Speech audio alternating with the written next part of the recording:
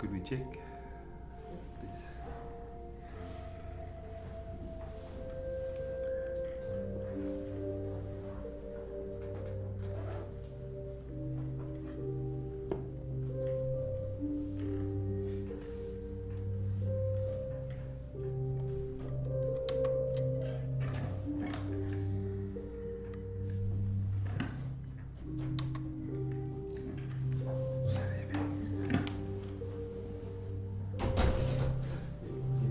Yeah, forget it. Okay. It's a- Good. I know. Thank you. Sure. Oh, it's okay, you're fine.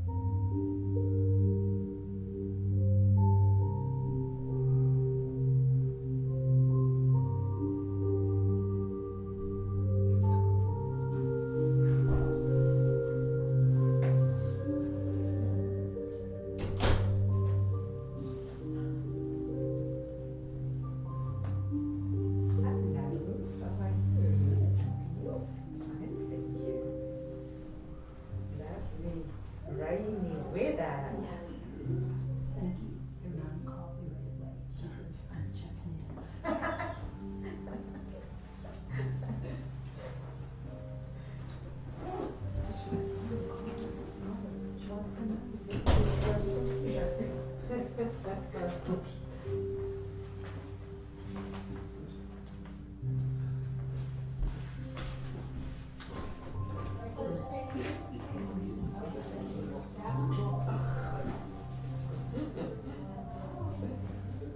You don't need anything.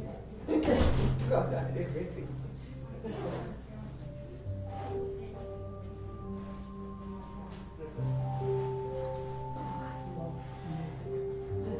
You know, so calming.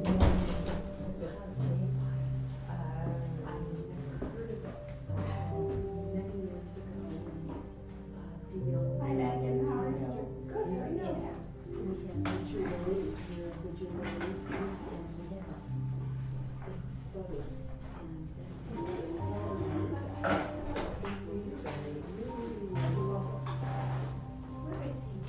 Jeepers creepers. Together again. We Oh. knew you because we saw each other in the shops and everybody Oh. sees each other. We saw each other in Minnesota I today. know. But We just shopping, we're not busy with So I things got like that. Saturday, I got 2 jars of tea and one strawberry, one grape. So I put them out on that little stand. I didn't want to go all the way downstairs again. Are you tomorrow? Thursday. Yes, I am. Okay. So if you want, they're right there. Fine, thank you.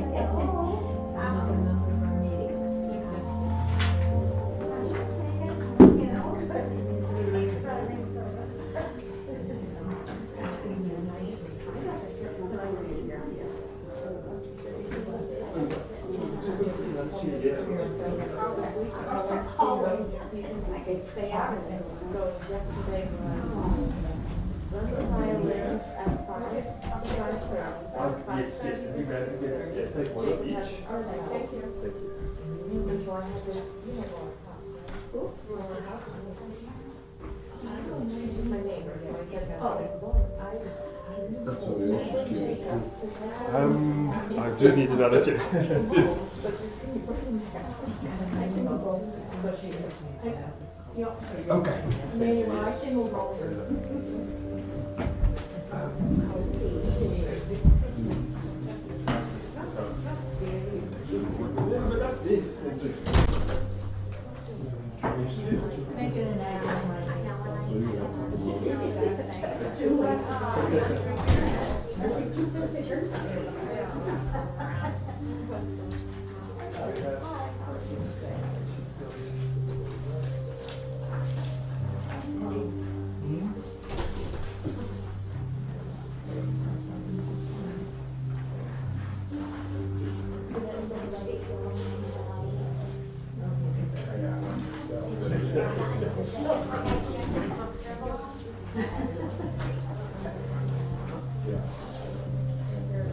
I was sorry to have to put my feet back down. Because my feet were all comfy and then I had to put my feet back. Sorry.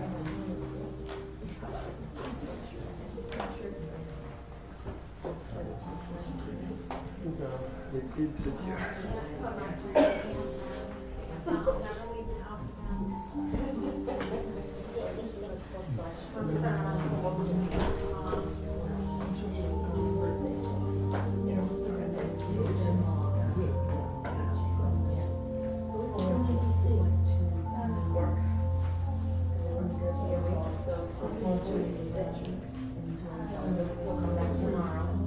One of the opposite sides is probably easier, or you work on this one. Certainly think you can present the rest. Because I'm going to ask you in the future to do so we can practice on. So if you don't mind that one, it's Well, fine. yeah. I think it's going to be easier for you to see the screen as well. And you've got a table next to you. And if you need to be reminded about the attitudes, it's next to you. So. Oh, this is excellent.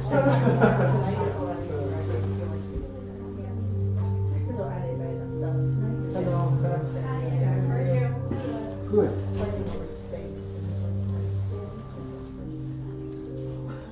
Remember the old TV commercials? This is your brain on drugs, yes, right? that's It's right. Friday. Yeah. This is your brain on mindfulness. On Wednesday after hectic day.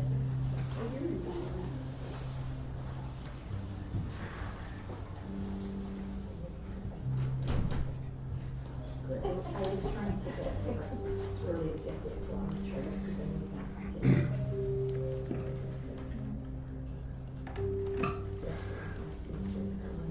As long as I'm not on the camera. I could always make a plan.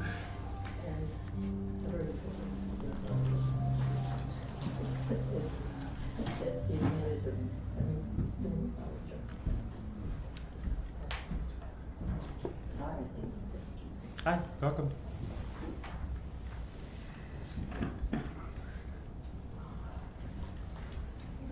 There's a space for you there.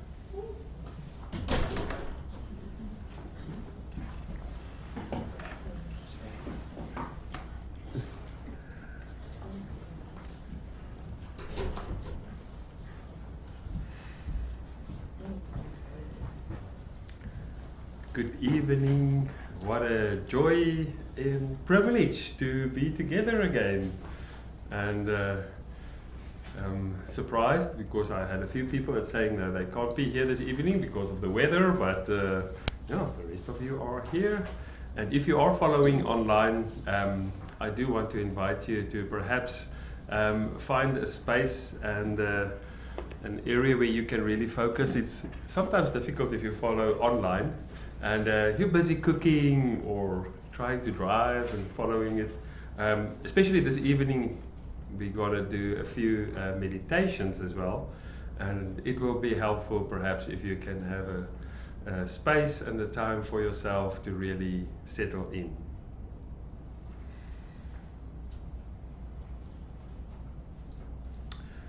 So, how are you? Just thinking, thinking and becoming aware of if you know how you are. Just becoming aware if you are aware of your body. How healthy does it feel? How energetic or tired?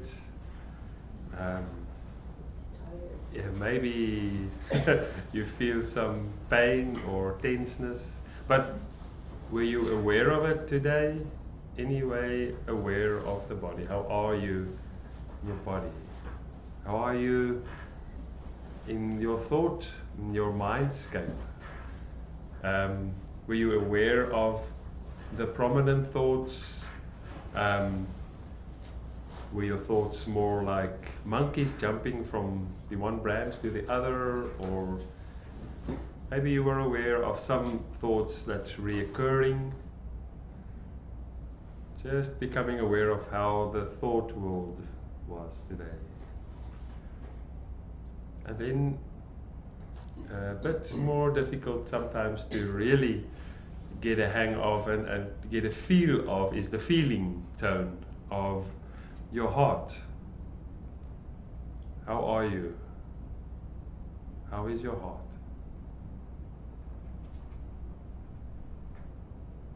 And have you been aware of how your heart is? What was the feeling tone or the weather of your heart today? And maybe you could answer in a way on all of these questions. And maybe one last question. How is your life situation at this moment? Is it chaos or is it nice and quiet?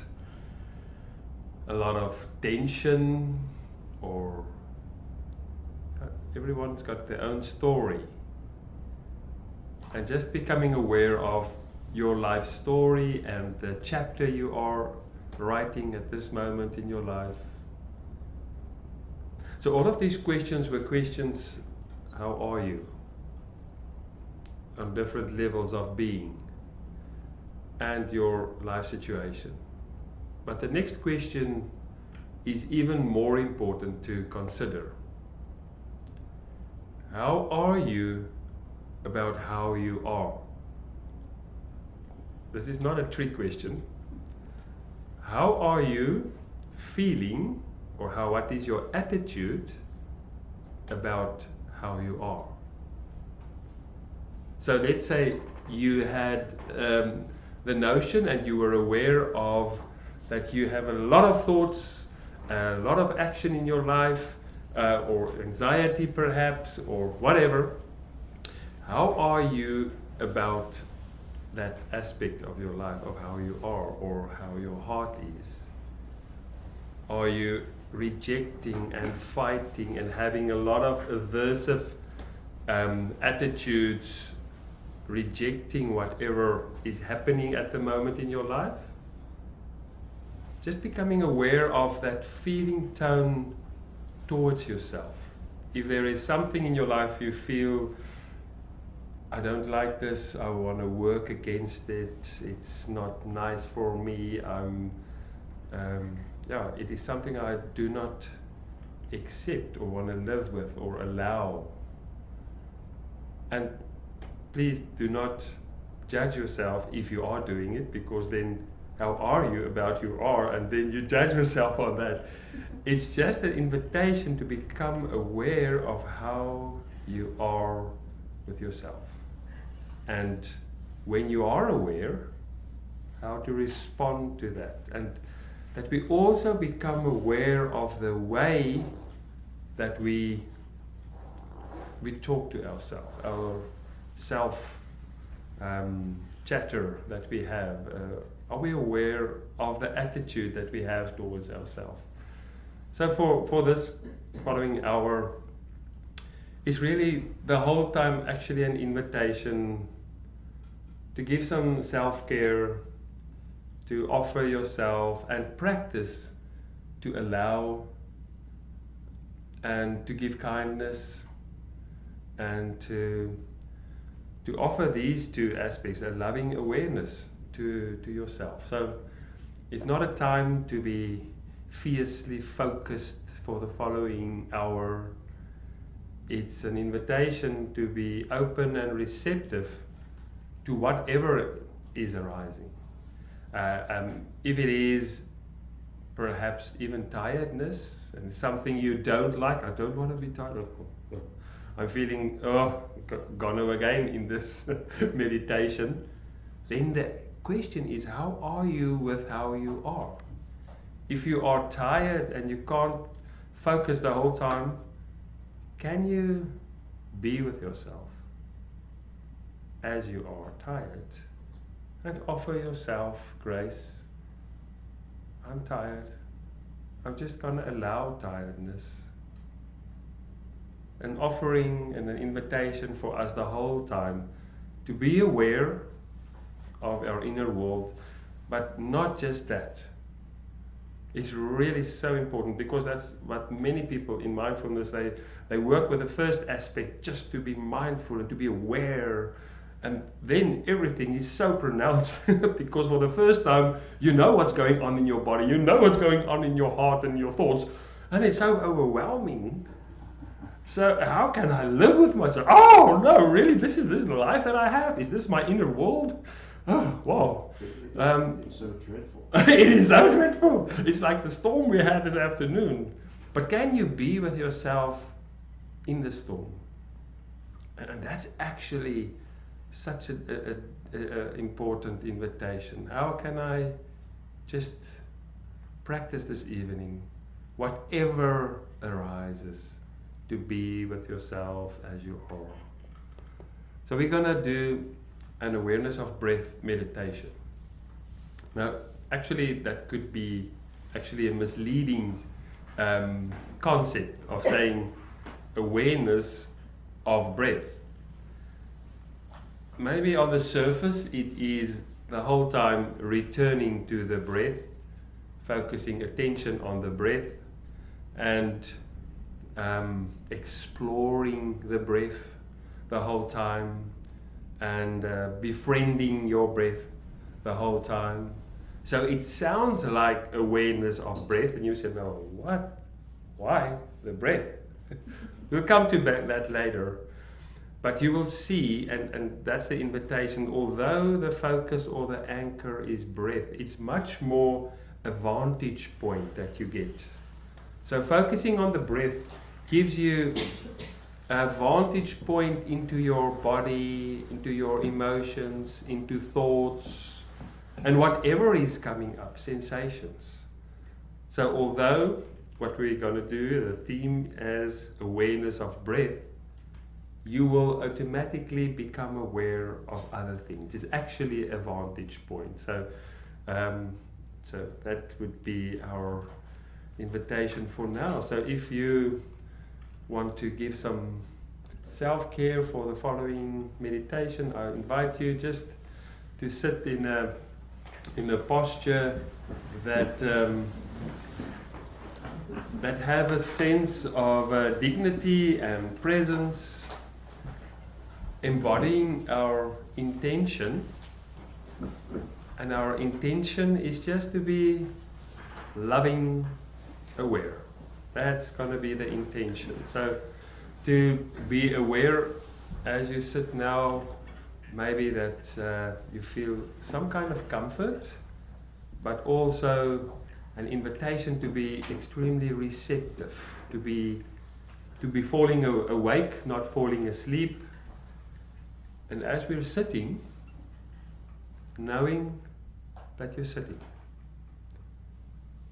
being here, knowing that you're here, that thoughts of the past and the echoes of this day can just quietly die down, so that we can become aware and connected in this place, in this moment. Maybe just feeling the feet on the ground as an invitation to be present in this moment. Feeling the connection points with the chair, the support,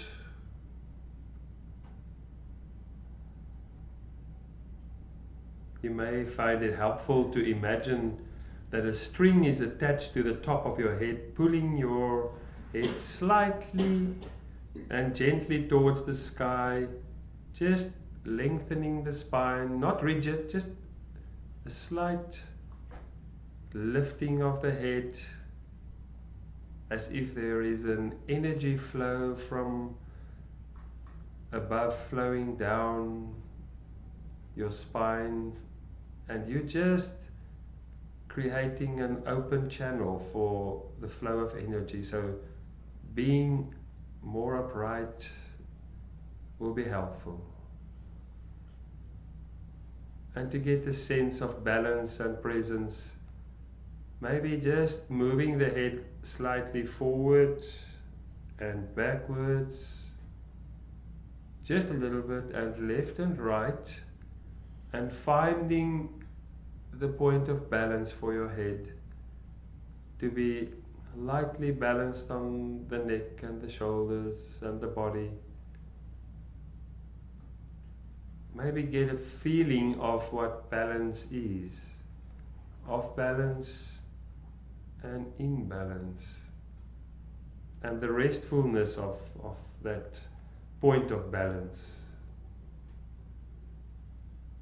So the idea is just to arrive at a relaxed, dignified posture. Just confirming and introducing the intention of just showing up for yourself in this meditation. And setting the compass of your heart on a kind presence, a kind acceptance. The intention of moving from doing mode, because we've been doing, just to being. Not looking for a special state or trying to force or to have a lot of efforting, but just allowing anything that arises. So not looking for a special state, just moving to the invitation of presence. And all presence is one presence. In that sense, we are all connected in the one presence. At a fundamental level, there is only one presence, one present.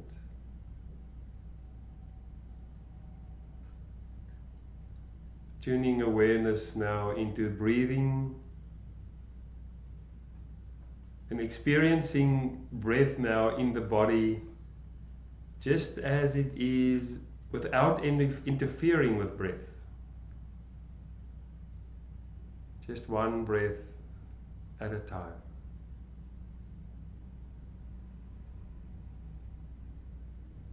Following the flow of air and attending to the process of breathing as you breathe in, and following the wonder of breath, the gift of breath in this moment as you breathe in, and just following the breath where you can feel it most vividly in the in-breath, and then when it naturally invites you to let go into the out-breath, trying to feel into the detail of that moment-to-moment breathing.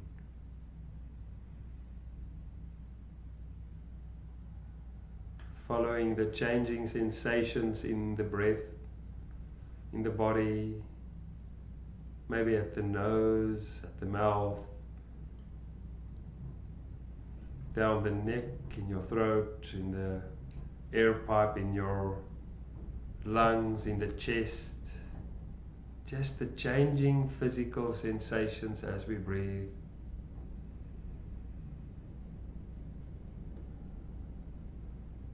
And while we're attending to the breath and you find that the awareness have been hijacked, or the thoughts or emotions or maybe a physical sensation hijack the attention, just becoming curiously aware of where it's been. Oh, this is interesting. Investigating with a curiosity without being angry. The invitation is to be with whatever arises. And from the vantage point of breath, whatever arises, we notice, we investigate curiously, and then letting go. Letting go. In the out breath now, getting a physical experience of what letting go could feel like on a physical level first.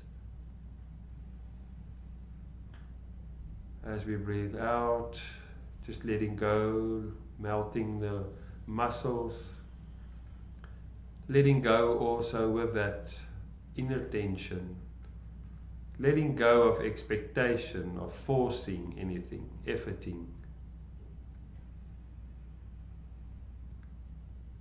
In the out breath, allowing.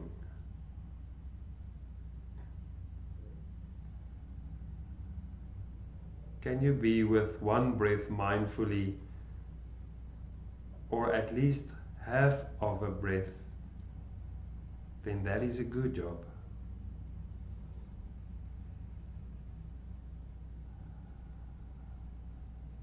Just following the next breath. And maybe it could be difficult for you. The invitation is to let go of expectation and not become discouraged, but offering yourself kindness. If you struggle with many emotions or thoughts or difficulty to focus, the mind is not trained to be contained by just breathing and focusing on breath. But just imagine if you can be fully content with only breath and breathing.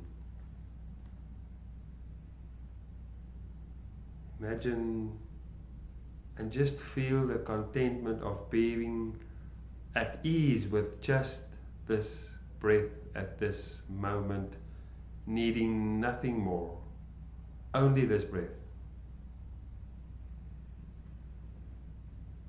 We practice to be at ease with the breath, at ease with this comfort. And the effect of this is that our comfort zone gets bigger and bigger as we train our inner world to be at ease just with breath.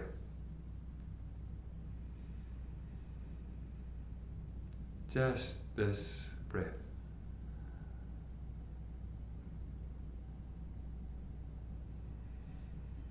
Each in-breath is a new beginning, brand new, fresh.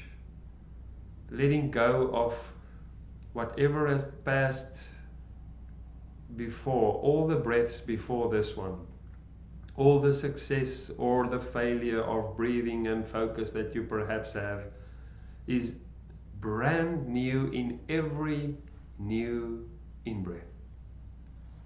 So let go of the past in the breath out, breathing out, and in the in-breath, experiencing the freshness of now, the freshness of a new beginning,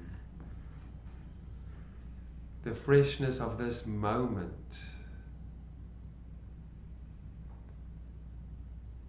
And in the out breath, letting go.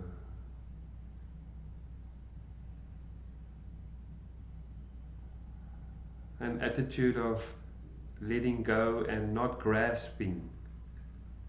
Not grasping even if you feel a deep peace at this moment. Don't grasp onto the peace. Oh, I just want to keep this peace.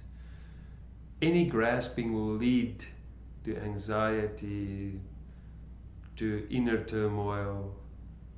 If there is peace and restfulness and ease, be with peace and restfulness and ease. If there is unease and discomfort and tiredness,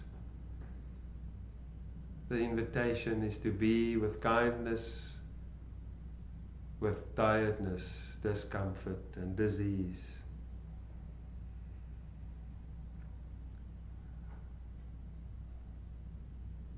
Each breath a new beginning, each breath a freshness.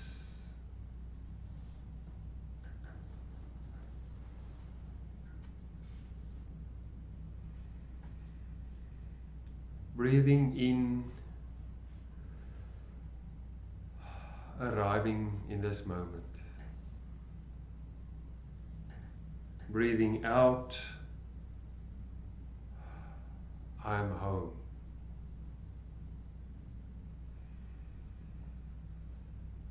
Breathing in, I am arriving. Breathing out, I am home.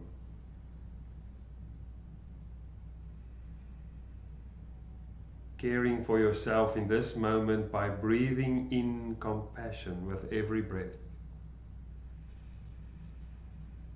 As you breathe in kindness for yourself and acceptance and allowing.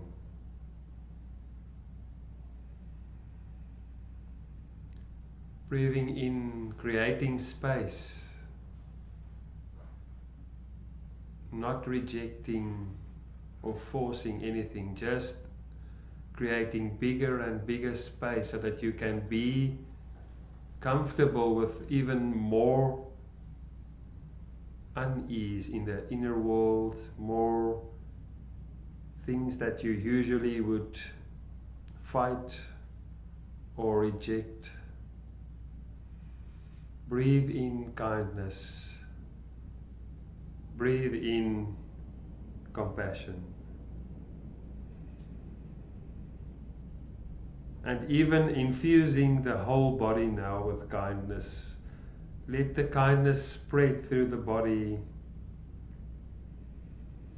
Nothing needs to be forced.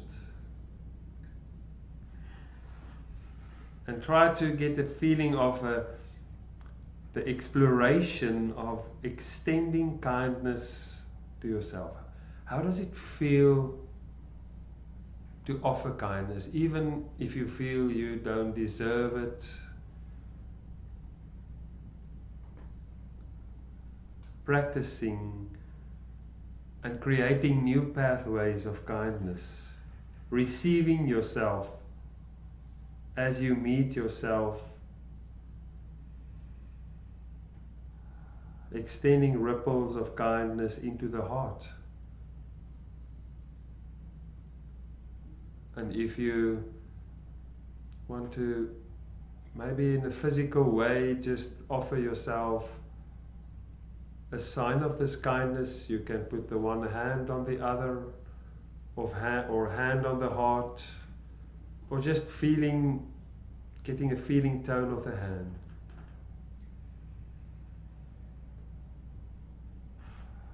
And with the hand, wherever it is, with the in-breath, breathing kindness and acceptance for whatever is at this moment prominent and challenging in your life.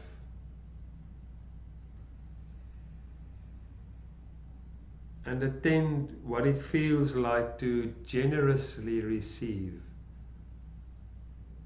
to really be open to receive kindness without holding back, to receive the freshness of this moment.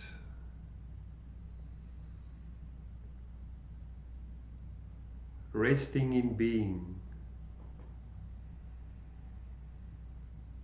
allowing your being to come home, to arrive here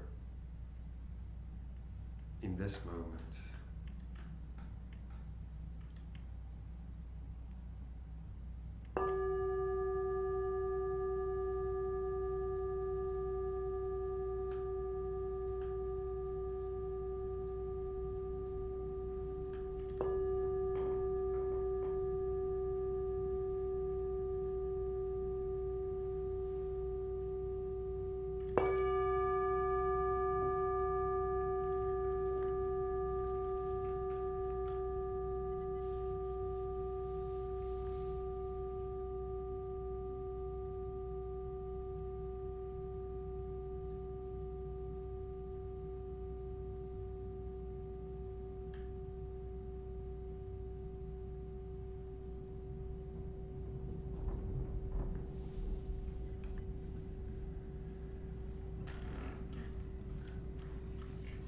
as we came in, there was a small bookmark that I handed out, and this will be like a summary for this presentation, and you can just follow it.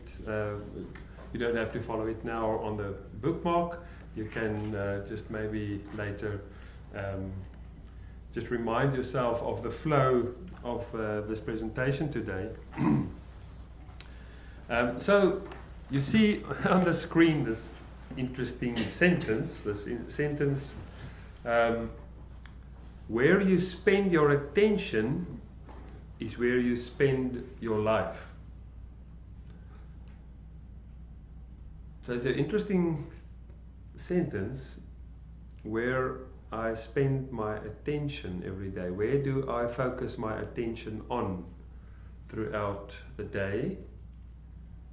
Because that is a way that we actually, that's how you go on with your life, where you put your attention on. If your attention is the whole time on something in the past that is difficult or painful, or expectation, a high expectation from there, and your mind the whole time goes back to that, the attention settles on that, and it goes back to that aspect the whole time, that is where you spend your life, where your attention is resting.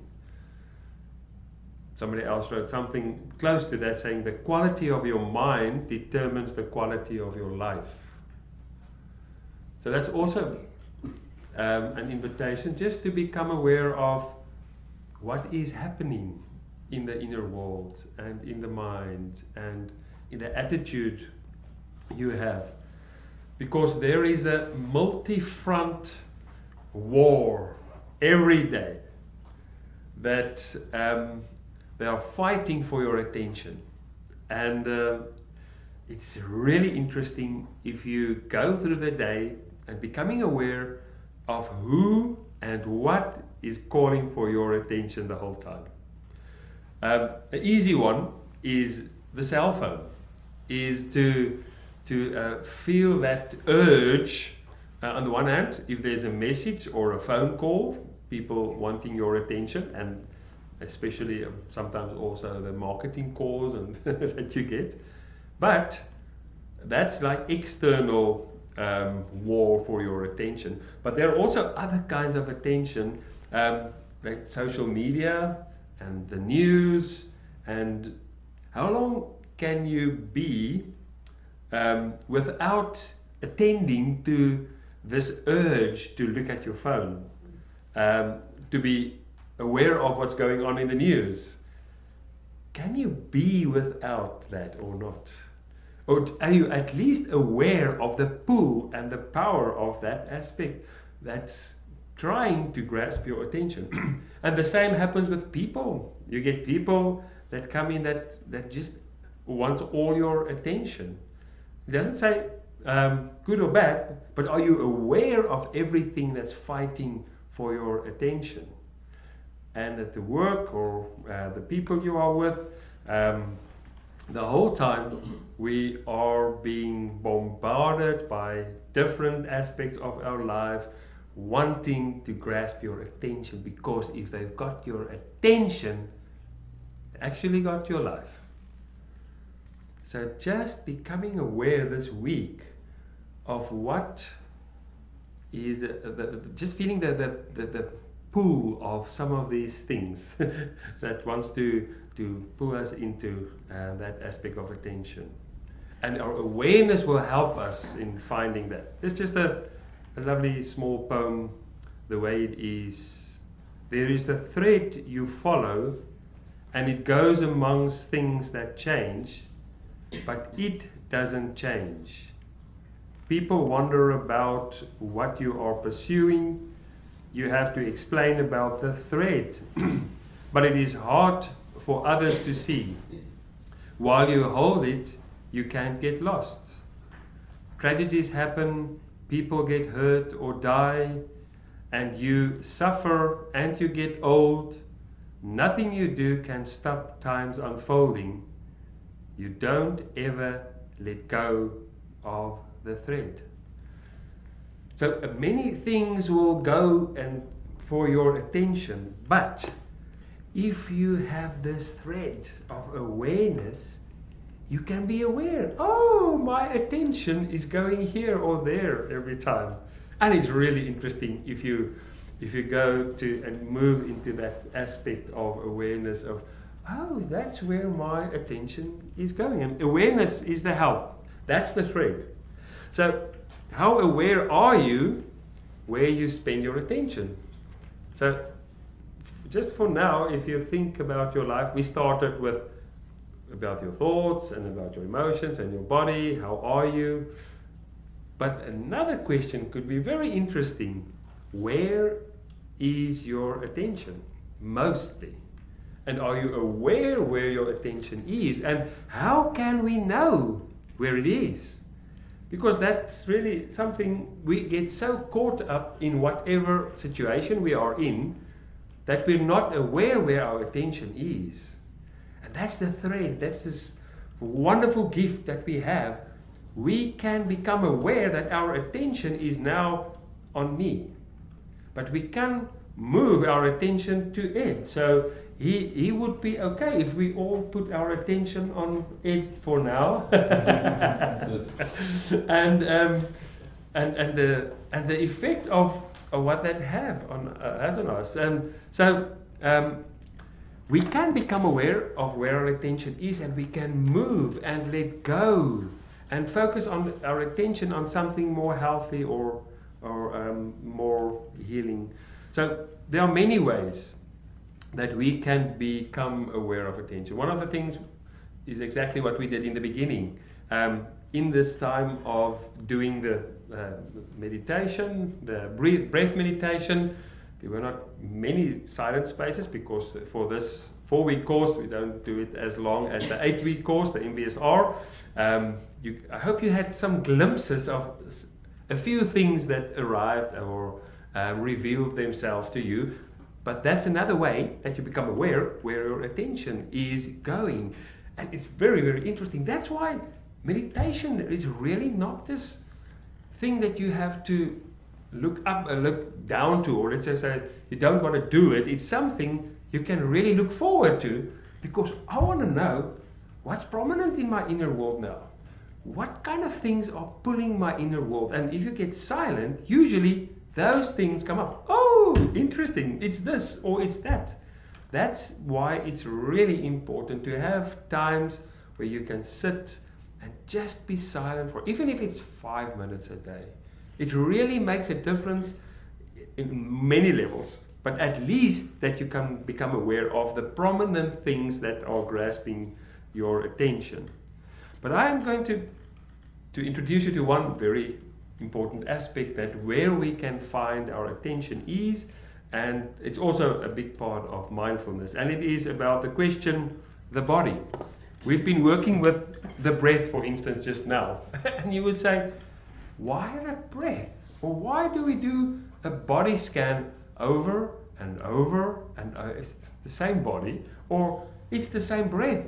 Every day, just the breath, just the breath, just the breath.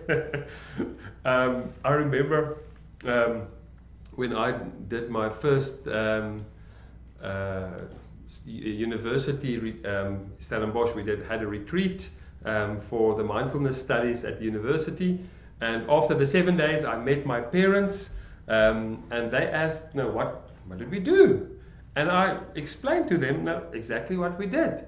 We did a body scan, and we did breathing exercises, and we did a few yoga movements and qigong, and we did walking meditations."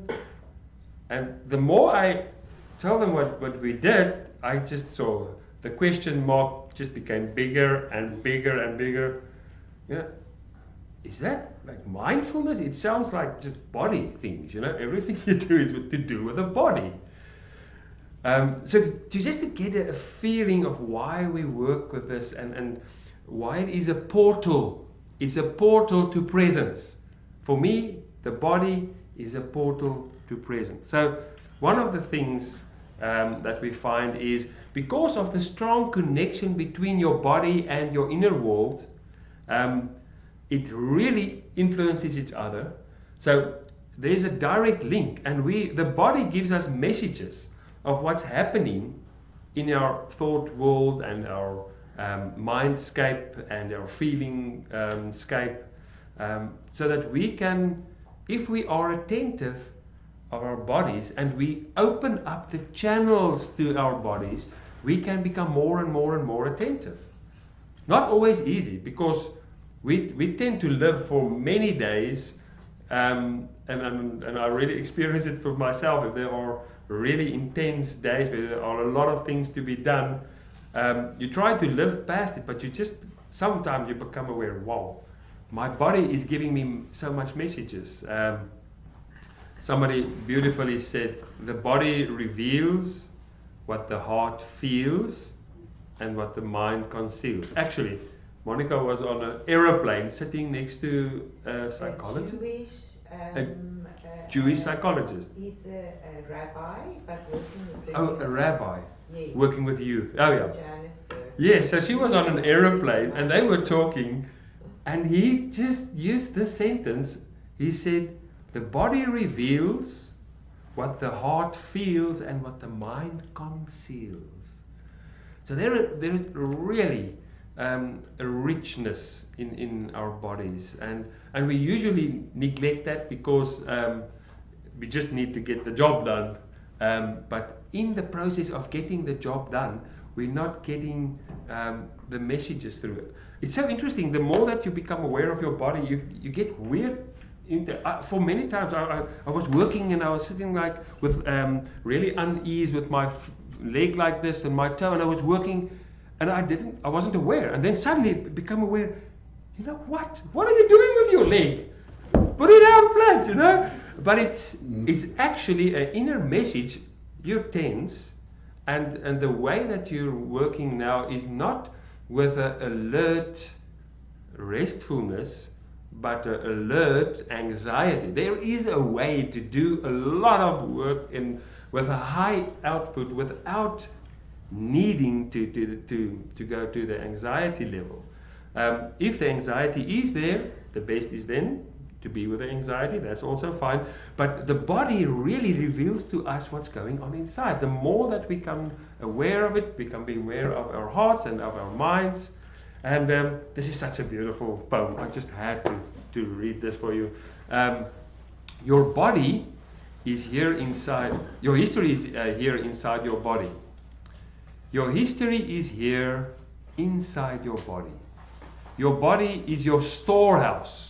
And I do feel sometimes, don't you feel the storehouse of everything that happened in your life, but also in the past few days in your body, of learnings, feelings, thoughts, and experiences.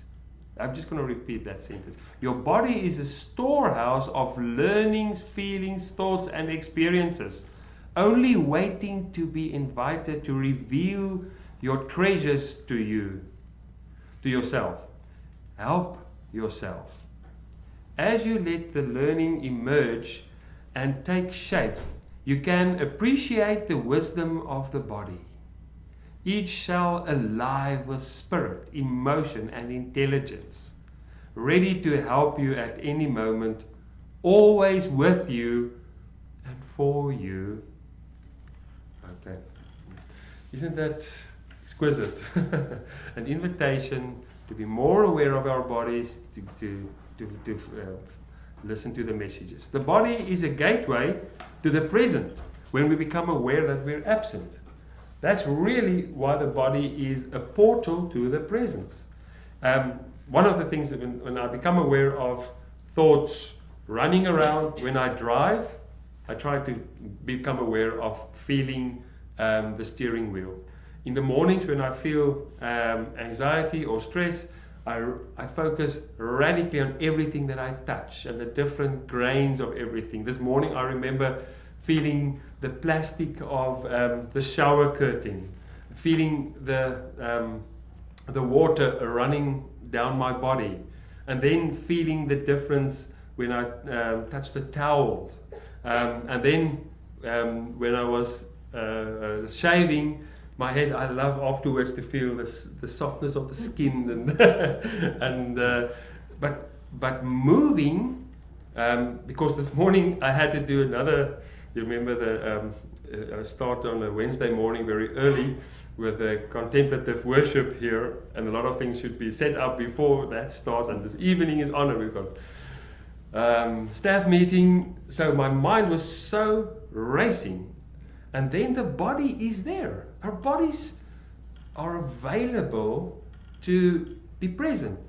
And every time you let go of the anxiety for a while and just feeling whatever you feel, whatever you touch for that moment, every time you let go, the power of that thing that's grasping for your attention, the power loosens. And you get a kind of a distance, and you can work more skillfully with that. So the body is really a powerful gateway to presence. And the more that we use this body, isn't it beautiful that it said, it's always with you and for you. Your body is always there with you and for you. And focusing on the body or breath frees you from the spiral of thinking. I just gave you a good example. But so many times you can use that. I used it, one of the beautiful breathing practices for children. I did the Breathing Buddies course, and we did it with just earlier this year in this chapel, actually, with very young kids with the Vacation Bible School. There is a very interesting practice that you teach children. It's called the bunny breath. So, you know how a bunny goes around and sniff here and sniff there. So you teach the children, when they feel grief or sadness, or they want to cry, then you do the bunny breath. So we sat there, and the children were sitting there doing the bunny breath. You know what's happening at that moment? Every time when you feel sadness or whatever you feel, and you move to your focus to your body, then it's a huge move in the brain. Neurologically, it's a totally different area of the brain where you've been caught up in the amygdala. If you focus on bunny breath in and out, you move to the prefrontal cortex. That's a huge jump. And if you respond from your amygdala, that's when you're not in control. Amygdala is in control. If you're angry and you do that, what the old people said in the old said all these years, count to 10. It's moving from amygdala to prefrontal cortex. It's not just wishy-washy. It really happens. And you can look at that. I test it in neurological tests to see it happens. It's like a good way to understand the brain is seeing this as the amygdala, and what happens is we flip. And when we flip, the only way to really get more control or to be with ourselves in that situation is not to be caught up in that, and to get to experience the decentering that we spoke about earlier. And the way to do it is moving to the body, or do the bunny breath. Doing box breathing is another one, doing just the box breathing. One of the best ones for anxiety is the 4-7-8 breathing. 4 breaths in, keeping it for 7 counts. Not 4 breaths, 4 counts. So 4 counts in, 1, 2, 3, 4 in. Keeping for 7, 1, 2, 3, 4, 5, 6, 7, and out, 1, 2, 3, 4, 5, 6, 7, out. 1, 2, 3, 4 in, 1, 2, 3, 4, 5, 6, 7, 1, 2, 3, 4, 5, 6, 7, 8. This is being tested, and it's been in a few Time magazine and also in a few other articles written about. But the whole aspect is what's happening there at that moment is that you're focusing on the body, but it frees you from that spiral. I'm really so excited. Just 2 weeks ago, there was a stunning gold standard research came out. I think it was Columbia University. It's on my Facebook page, the Art of Life Facebook page. You can Google or you can follow that page if you want to. I've put a lot of research, as the research appears, I put it there. And they showed that they compared two groups, giving one group the anxiety medication, Lax or something, I can't remember the medication that's mostly used, and then the other group, mindfulness meditation. And they had an index of 7 of the amount of anxiety that people had, and for that medication that most people use, it lowers the anxiety by 1.45. That's the amount that for the group. And for mindfulness meditation, they did the 8 weeks mindfulness course with a 40 minutes a day meditation. That lowered for the whole group 1.34. So it is close to the amount that the medication lowers anxiety.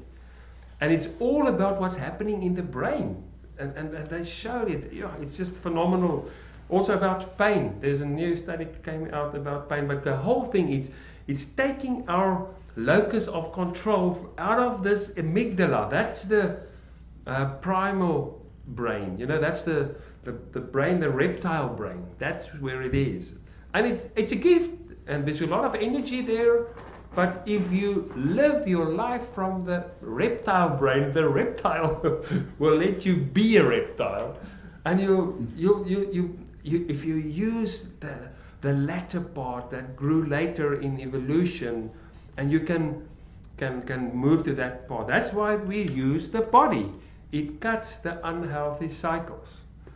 And just to go on this tangent is why the body. You cannot wash off blood with blood. If a thought cycle is the issue in your mind, what most people try to solve this issue with is more thoughts. That's really think, I have to think this out. This is the thing. So thoughts with more thoughts. It's like trying to wash off blood with blood. Just giving the same problems more and not being aware of another perspective, of taking another route, or just using other pathways. We fall into grooves of trying to work with our inner lives. But there are different ways. And the body, you take your body with you every day. Your breath is with you, and it's free. And mindfulness meditation is free. Without the side effects. It can have side effects if you do not do it correctly. So there is a disclaimer. If you have anxiety and you do not have a good mindfulness teacher, and he or she tells you focus on breath, that's not a good idea, because breath and anxiety doesn't always work well. Then it's better to use the body or your feet or your hands or sounds or something else as a point of anchor. So just a little thing I did tell you previously, but it's a very important thing that came out of research for a long time now.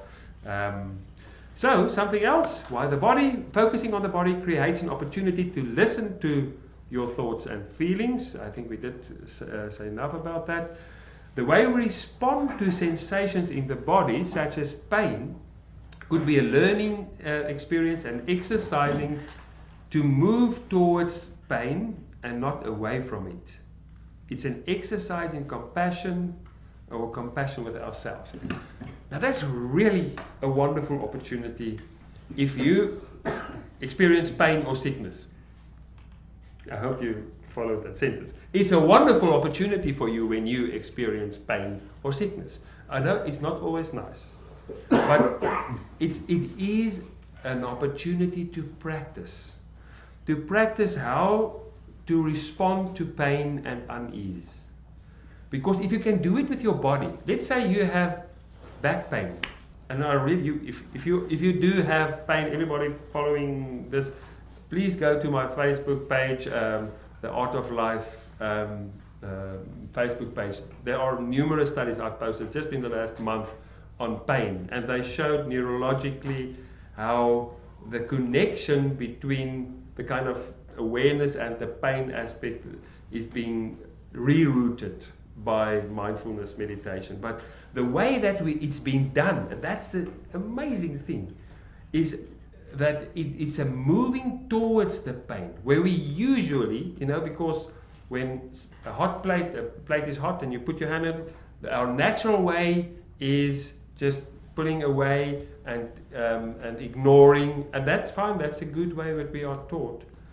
But there is another way to work with our pain and sickness and unease in our body, tenseness, is to move toward, not to fight it, not to ignore it, and not to numb it, if possible. With medication, there comes a time when it's needed and it's a good thing, then you can use it. But try first, really, and it's been shown by science. If you move towards that pain and you investigate the pain with a sense of kindness and interest, and creating a bigger space for it, creating awareness and allowing it, you will see you get to learn to live with it more easily than previously. And it's an invitation to practice compassion. How can I give compassion to myself when I'm feeling tired? Okay, how can I practice compassion to myself for pain? So, why the body? It's a perfect place for practice. We practice awareness, we practice moving towards difficulties. And just see how it would change the way then you move towards your difficulties in your inner world. Well, we previously fought against it and didn't want to allow it.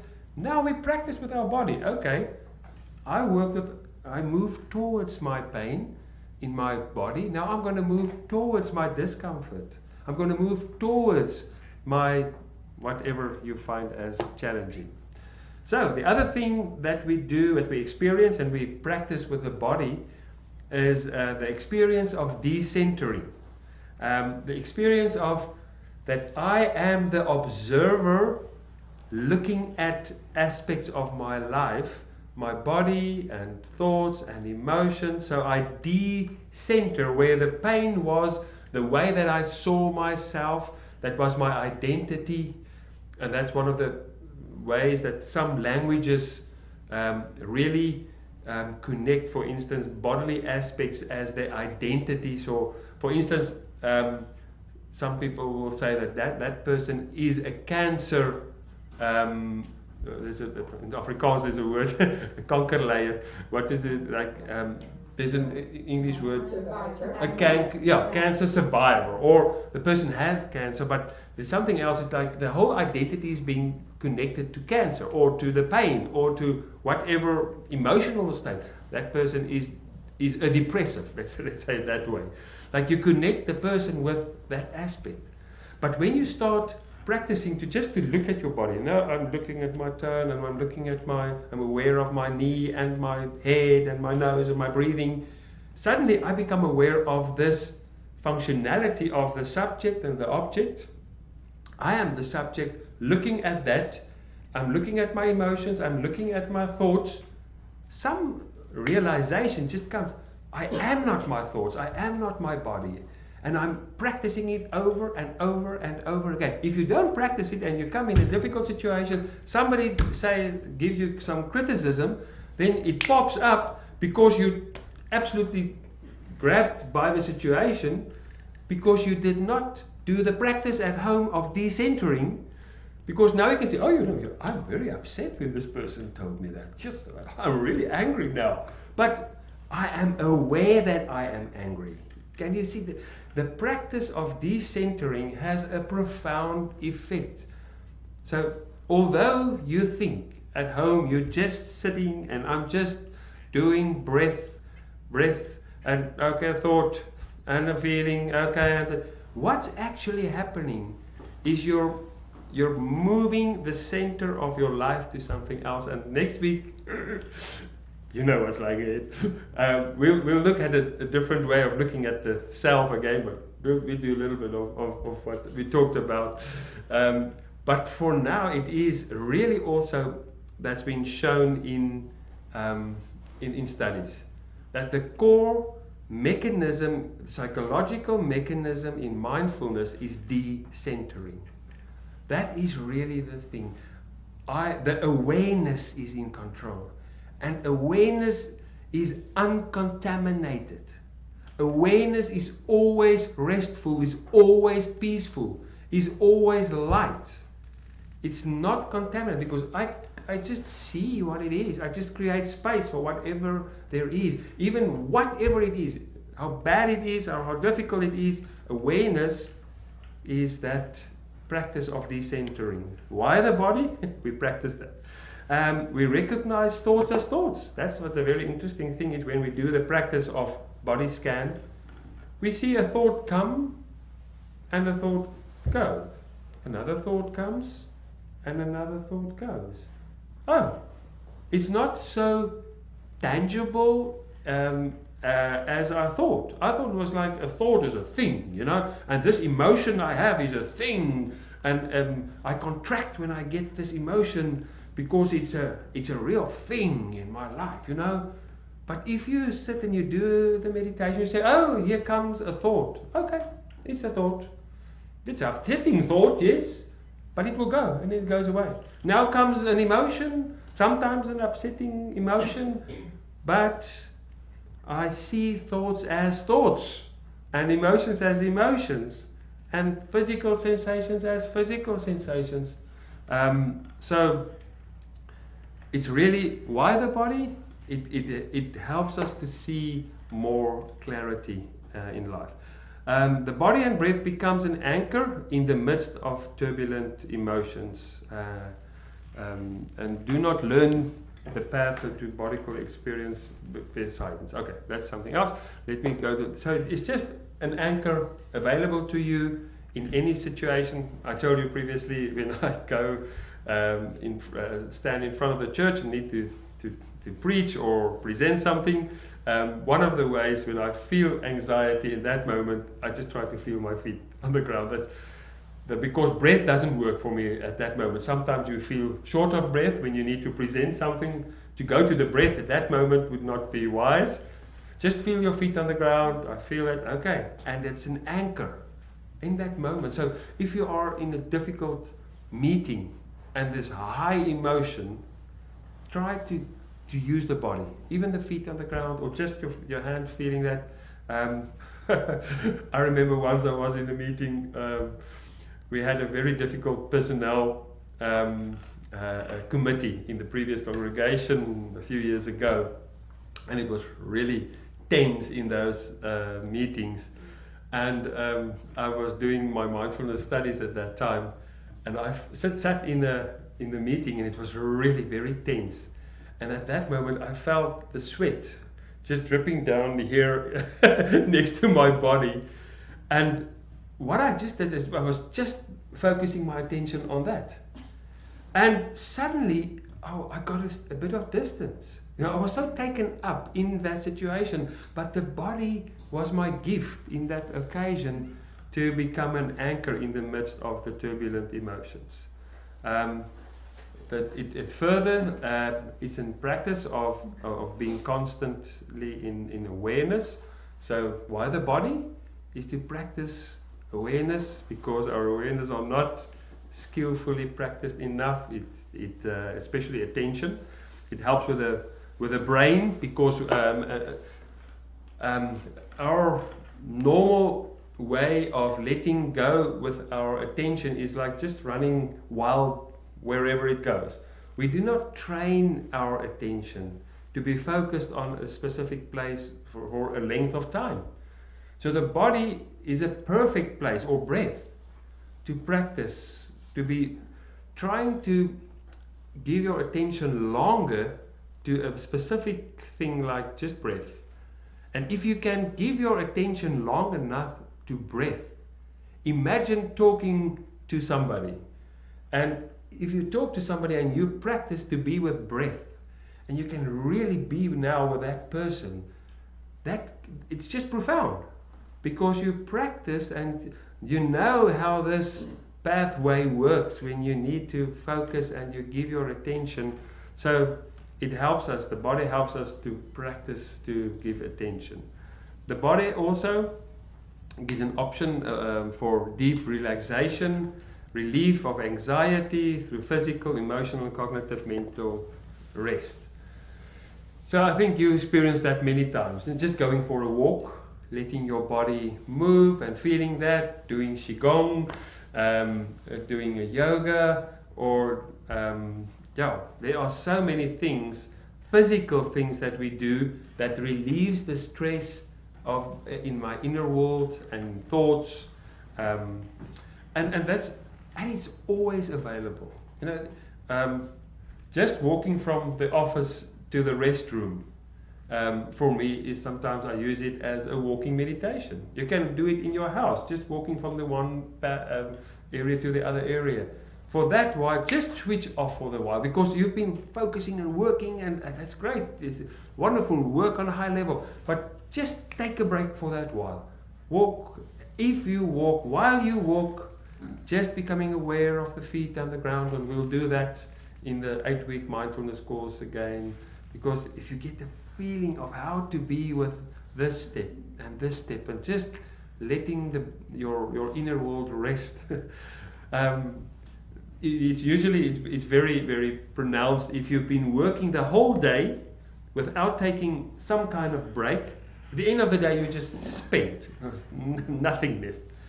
But there are enough times, if you can use it. You can even create times if it's more difficult in your setup. But just while you're eating, letting thoughts be with what you're eating. And if you have like a break and people are just joking around, enjoying that moment, let your inner world and your focus just take a real break. So there are enough physical things for us to also physically relax, using the body to mentally relax. The experience that there are types of wisdom that are different from reason are also helping. Now you're using the wisdom of the body. And in our world, the reason is the savior. Your thoughts will get you wherever you need to go. Your mind, and the more clever you are, that will bring everything. And that's the only thing. And that's really how the Western world sees it. And they neglect other kinds of wisdom. And there are many other forms of wisdom. And in some instances, the wisdom of the body is much wiser than the so-called wisdom that you can personally think out in your own inner world. It is a gift, and it can work perfectly if you do it in the context of awareness. And then you can use this tool of your brain phenomenally if you are attentive and you work in a way with it that it can function as it can optimally. But that's not the only wisdom. There's a wisdom in the body, and if you can become aware of it, you know what? This body of mine, there's wisdom. There is centeredness. There is pathways to growth in my body. So I'm not gonna just think that thinking is my savior. Thinking is a help and a tool, but that's not the only thing. And it's experiencing that. And last one, I hope, because I've been long trying to toy with you through the body. It's a practice of doing these 9 mindfulness attitudes. It's like attending to your body for the first time. Eating or drinking or walking or doing anything for the first time. And if there are so many opportunities. to practice beginner's mind with your body, because we are doing many things with our bodies. Practicing non-judging, just letting go, accepting our bodies, trusting our bodies, being at patience, having patience with our bodies, non-striving, just non-efforting, having gratitude for your bodies, and generosity. So it's an opportunity to practice that as well. Yeah, okay, that's also very important to just sit and be with your body and your breath. We are so focused on doing the whole day, and we tend to put a higher focus or priority on doing, while being in the doing. So it's not actually opposed to it, and many people put the two against each other. There's a kind of doing that's absent and empty of being, and that is spending yourself. There's nothing left afterwards. There's a way of doing from the depth of being, and then it's something else. So practicing just to be, just to sit. And I must say, this is a difficult one for me as well. But sometimes when I drive through, I remember when I stayed in Schenectady, in Mount Pleasant, I saw a few people sitting on the porch, you know, and I thought, wow, that's actually something. Just to be able to sit on the porch and just be, not do. You don't have to read a book to do something with it. You don't have to grow now or be better or earn something. Just be. We do not practice that. How can I just to be? And just how can I just learn to be with myself? Not always with something else or something else looking for my attention. So the body is a perfect opportunity for us to just be. The opportunity to get to know yourself better, because you know and you care for yourself, become more aware of the body's sensations and your health condition. That's so important. You know, if you want to be healthier, be more attentive and know your body better. Know when it's getting older, there are a few things you should not do. Don't jump over that fence as you previously did in your life, or things like that. I can vouch for that. Yes, something else. Really. Oh, sorry. I'm really. But there are so many important things in this. A better quality breathing has numerous health effects. There are so many studies written on that. I think I did refer to that earlier, but let me just confirm that again. If you sit and work in an unhealthy position like this and you do not get enough fresh air in, you will get tired and there will not be enough oxygen in your body. And you will long term get a lot of health impact on that. If you do not have oxygen, your body cannot function. Your cells cannot function. There are so many extremely important aspects of that. And if you practice breathing and you become aware of the times when you breathe shallow, then it's so interesting in this course, the Breathing Buddies course, they invite people to become, they try to change cultural ideas about yawning.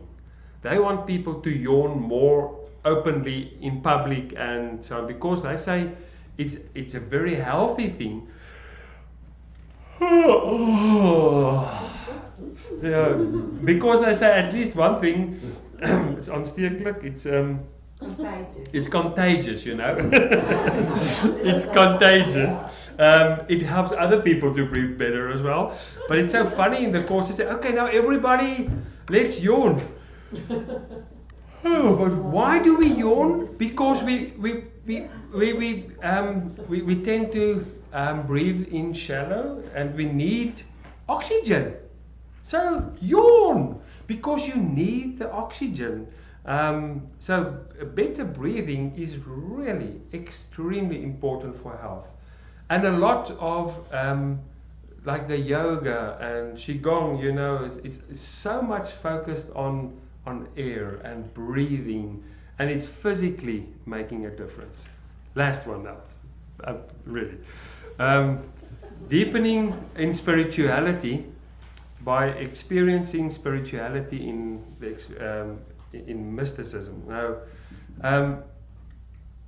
so for those who do feel and have a belief that God is present in everything and everyone, and also in my body, and the body is not being rejected, but the body is divine. The body is also the temple of the Spirit, where the Spirit lives, and it's worthy. That's why it's interesting that Jesus, for instance, used his body as the way and the blood as a way and a symbol of how we are united with God. So there is also a growing growth in our spirituality if you can experience God in the body and in the energy of the body, and maybe just for a few seconds, if you want to feel energy in your hands just now. There are so many different sensations that you can pick up just in your hand.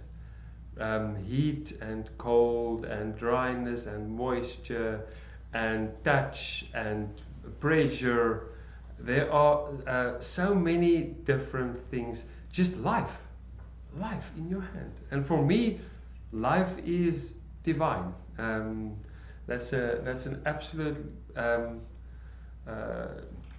It's a way. If you are unsure if God is there, for me, it's just God is here. There's no question that God is here. I would not be living. My heart would not be pumping, and yeah, these sensations would not be there if God wasn't there. And mysticism is seeing God in the ordinary. So I know, yeah, we can have an openness, and I do have an openness for doubt, and there can be times of doubt, and we read it in the Psalms. But yeah, on the other hand, people, there are so many ways that God is revealing God's self to us. And the body is there the whole time. The breath is there the whole time. If you wonder if God is there, just feel your hands. God is there. And so, for those of you that do feel that, I think that the body is a perfect place as well for us to experience God. So, a last poem before we do a body scan to end this session. Don't go outside. You are here. Don't go outside your house to see the flowers, my friend. Don't bother with that excursion. Inside your body, there are flowers. One flower has 1,000 petals. That will do for a place to sit. Sitting there, you will have a glimpse of beauty inside the body and out of it, before gardens and after gardens. So you have a body full of sensations with thousands of petals to be explored by a beginner's mind, to reveal wisdom to you that you would usually not be attentive to. So let us move to a body scan, and I will just do not a long body scan today, just a shorter one. So the invitation for now is just to be present and attentive with kindness to this body.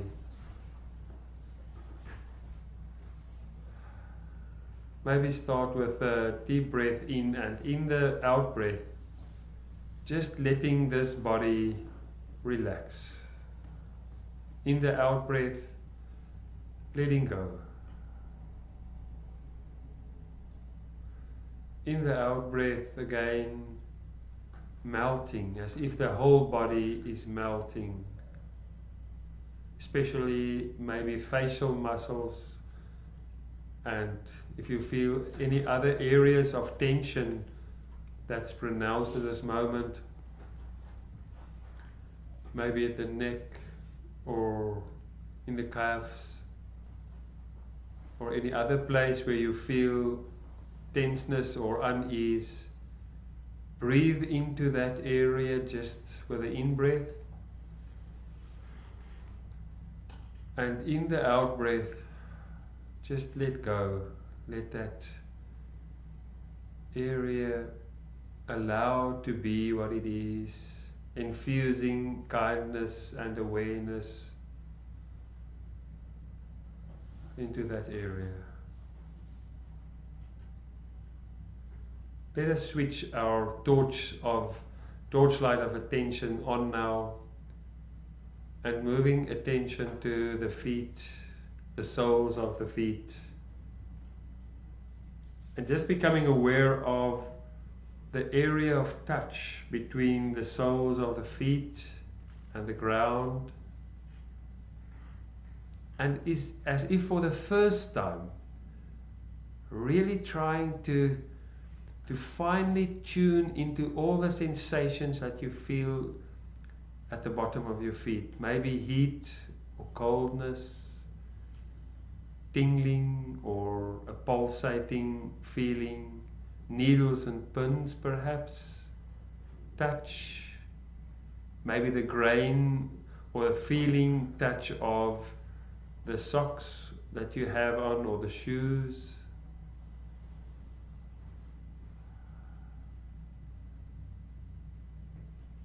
Maybe a burning sensation if it's very warm, dryness.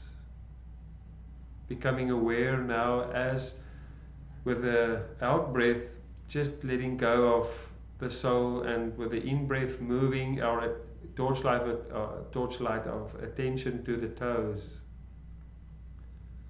Moving from the one to the other toe, maybe becoming aware of the touch of toes with each other. Any sensations that are prominent in the toes, as if it is the first time that you try to open up the channel of connection with your toes, infusing awareness and kindness to the toes. And now the ankles on both sides, maybe becoming aware of the difference between the 2 feet, ankles on the left and ankle on the right, and taking both feet now into awareness.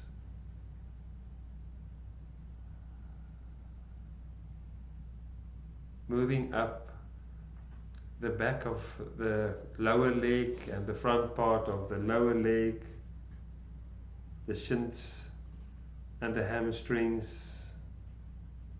the quadriceps,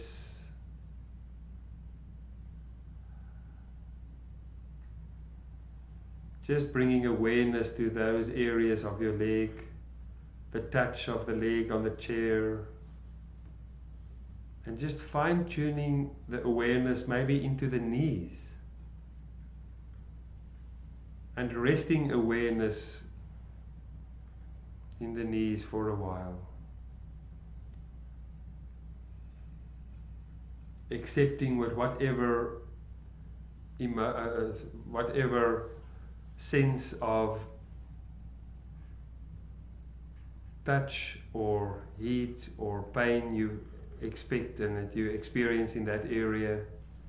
And also try to be accepting of non-communication. Sometimes you try to feel into an area of the body and you don't get any sensation or message, and then just register no sensation.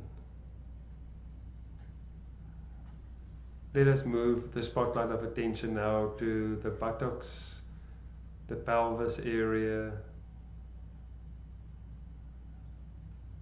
And also become aware of any feeling tone that you feel is connected to that area.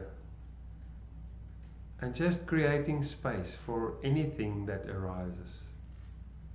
Welcoming any sensations or thoughts or emotions. Just being with that important part of our bodies. Moving now to the tummy and the chest. Feeling the touch of the clothes with the chest. And if you become aware of any other thoughts or emotions pulling the attention away or drowsiness, the invitation is just to allow and to become aware and to offer kindness to yourself with patience. And even this time of the day, sometimes it's difficult to focus attention and to stay aware. That is a very good time to stretch the attention for a while. Just moving attention now to the back, the lower back, and moving up the spine. Just attending to your shoulders. Breathing into the shoulders and just becoming aware of any sensation in the shoulders and the arms. Moving the spotlight of attention now to our hands. So many sensations. Try to feel the difference between the left and the right hand perhaps.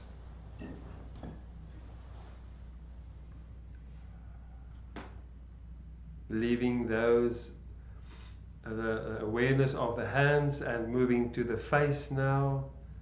So many intricate sensations in the lips, around the mouth, maybe the chin, cheekbones, nose, any tingling perhaps, or feeling of breath moving. Fine-tuning your awareness into the eyes and the eyelids. Can you feel the feeling of eyelids touching each other? Moving up to the head and the ears and the skin around the head. Taking the whole of the body now in awareness. And with the in-breath, just offering kindness and gratitude for this body. With whatever sensation you feel and you get from the landscape of your body, just welcoming anything you notice at this moment, and infusing into the body awareness, attention, kindness, generosity, and gratitude. This body that carried you throughout your life, this body carrying the history of your life in different parts of your body, this body telling of pain and challenges, age, an invitation to offer yourself kindness, welcoming, acceptance.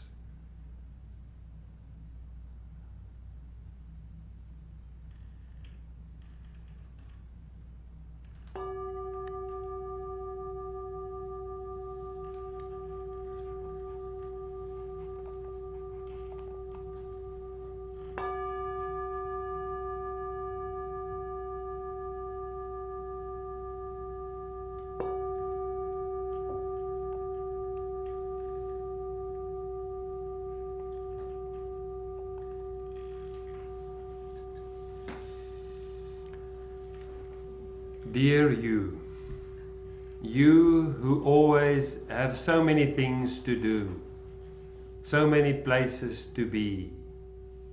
Your mind spinning like fan blades at high speed. Each moment always a blur because you're never still. I know you're tired.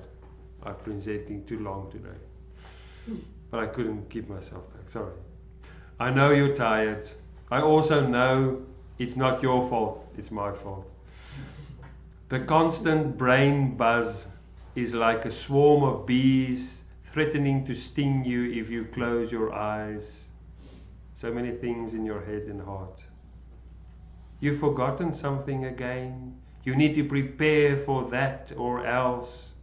You should have done that differently. What if you closed your eyes? Would the world fall apart without you? Or would your mind become the open sky? Flock of thoughts flying across the sunrise as you just watched and smiled. Dear you, just smile. Have a very good evening. Thank you for joining. See you next week for our last opportunity together. And then we will go to Who Am I in a different way. That sounds scary. It is.